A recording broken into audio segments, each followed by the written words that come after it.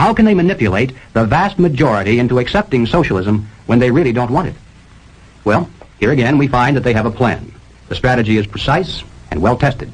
It's called revolutionary parliamentarianism. Now, the general strategy employed is a political pincers movement, and these are the terms the communists use to describe it. A pincers movement applying political pressure from above and from below.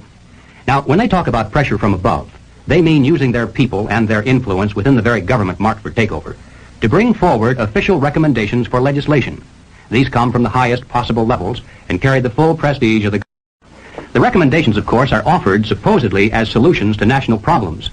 But when passed into law, their only real effect is to vastly increase the power of government and to move the country that much closer toward the ultimate goal.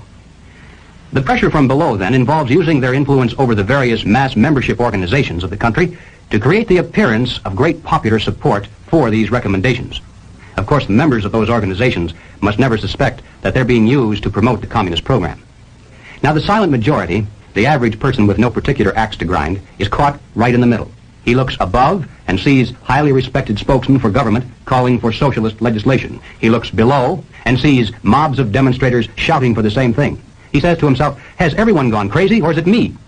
Now, he's still in the majority, of course, but he doesn't know it. He thinks he's helplessly outnumbered, and he bows to what he thinks is the democratic will of the majority. All that remains, then, is for the duly elected legislators to place their own careers and political expediency above the best interests of the nation, to yield to this political pressure and pass the legislation into law.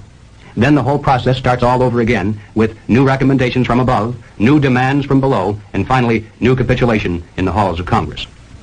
In this way, the nation can move to the left in giant strides until the ultimate goal of communism itself is reached entirely legally through the constitutional process and in the name of the nation.